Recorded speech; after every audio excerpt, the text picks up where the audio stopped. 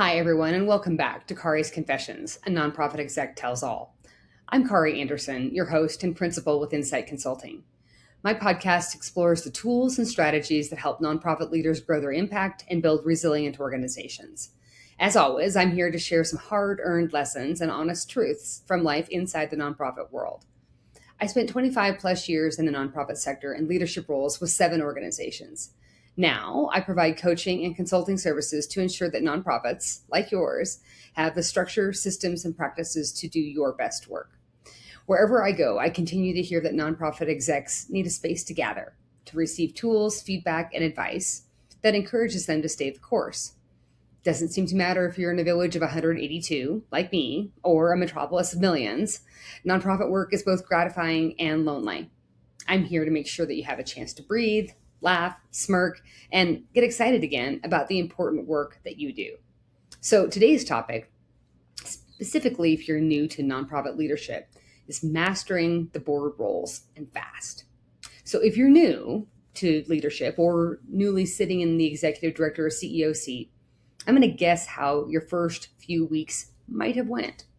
You might have walked into the role and inherited a 27-page bylaws PDF that was last updated in 1954, a board roster full of impressive resumes, but no action, and maybe 12 completely different opinions about what the board should be doing. So one board member might want to approve every hiring decision. Another says the board should, quote, stay out of operations, end quote, but still rewrites your website copy. Another insists that fundraising is the board's only real job. And the treasurer, they're emailing staff directly for receipts. Now, none of these people are villains. They're mission-driven, well-intentioned, and they're volunteering their time.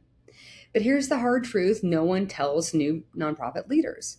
Unclear board roles create chaos, and it shows up fast. And when it does, you end up being part strategist, part therapist, and part traffic controller. If that sounds familiar, I've been in that seat several times. You're in the right place.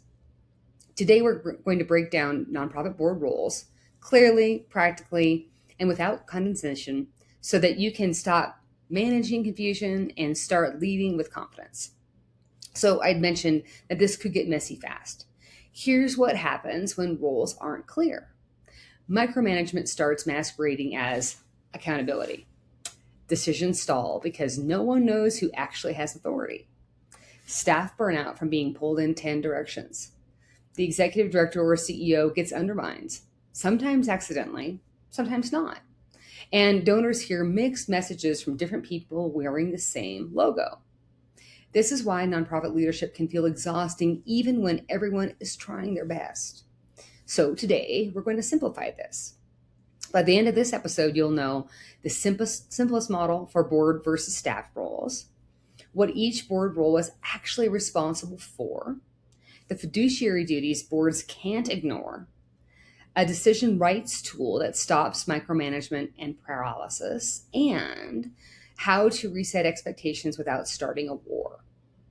So the simplest model that I share with clients is the model that shares what governance means versus what management means. If you remember one thing from this entire episode, let it be this: boards govern, staff manage. That's it. That's the model. So let's translate that into plain English. Governance means the board sets the direction, so mission, strategies, priorities. The board ensures accountability. Are we doing what we said we'd do? The board protects the mission and long-term health of the organization. The board provides oversight, finance, risk, legal compliance. The board hires, supports, and evaluates the executive director or CEO, and heads up, sometimes they have to remove said staff person. Governance is not about doing the work. It's about making sure the right work is decided, funded, measured, and protected. So management means staff run programs and services, lead people and projects, execute the strategic plan, manage budgets day to day, operate in real time. Management is where work becomes reality. Deadlines, systems, clients, staffing, outcomes. So where does conflict live? It's in this gray zone. So most board and staff tension lives in the middle, right in the gray zone.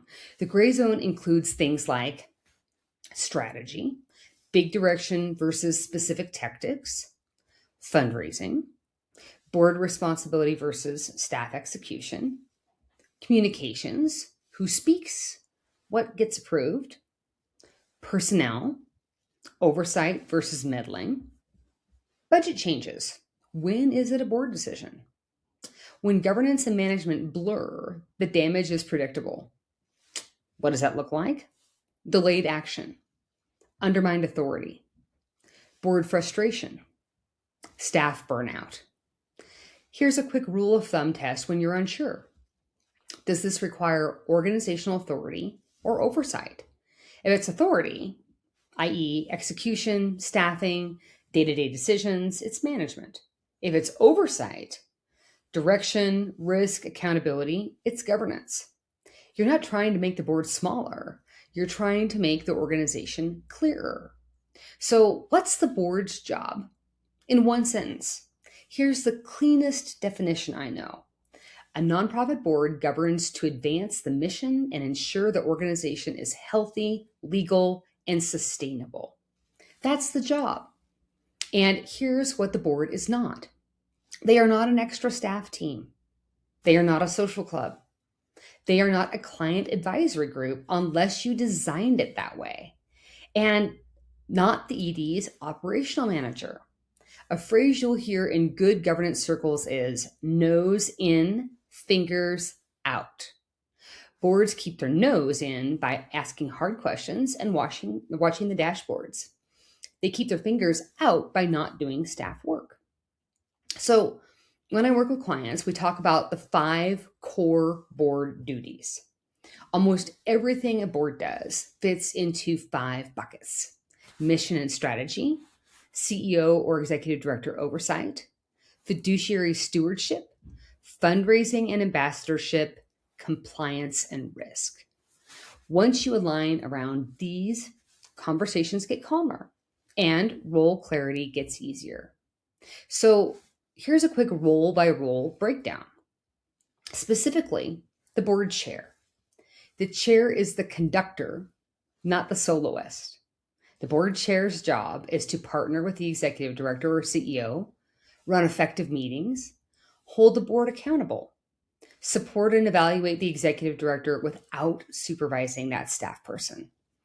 A healthy chair creates space for dissent before decisions and alignment after decisions.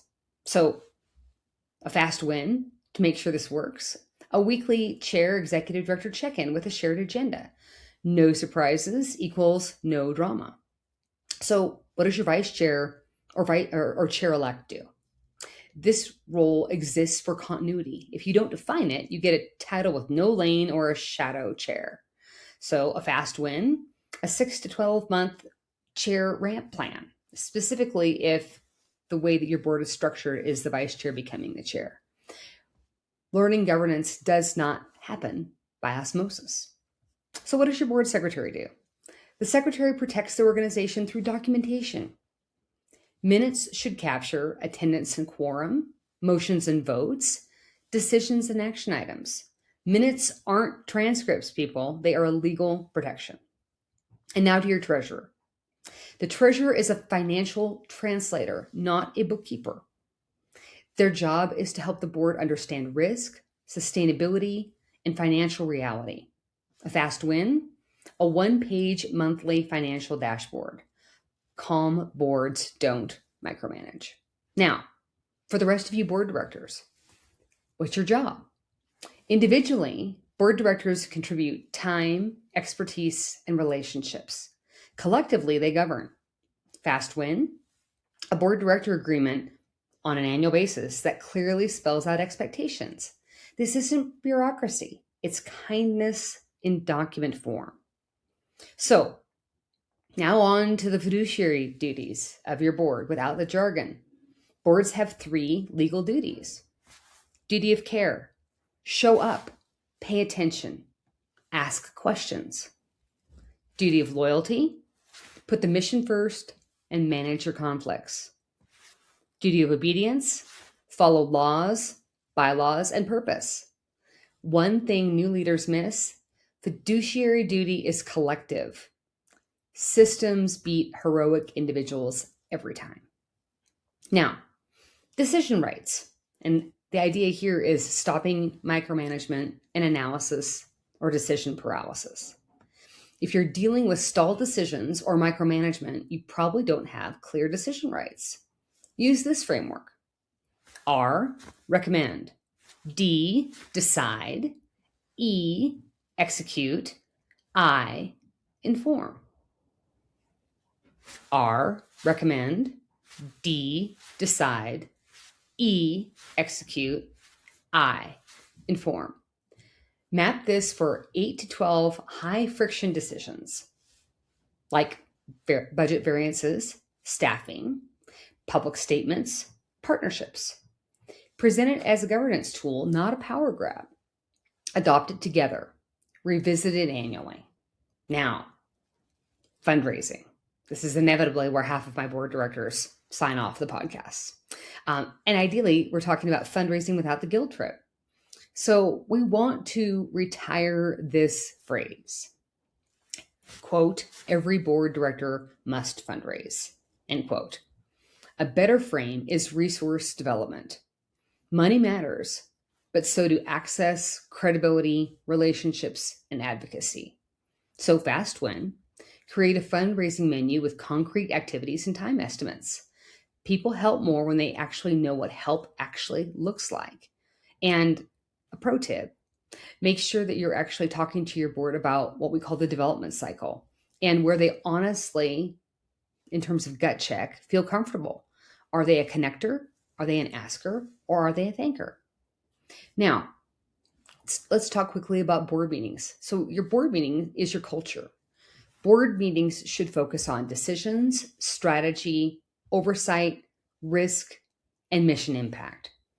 No status updates that could have been in an email or in the board packet. No one comes to a board meeting wanting to hear a board report. Fast win. Label every agenda item as an FYI, a discussion, or a decision. If meetings don't create clarity, the organization creates confusion.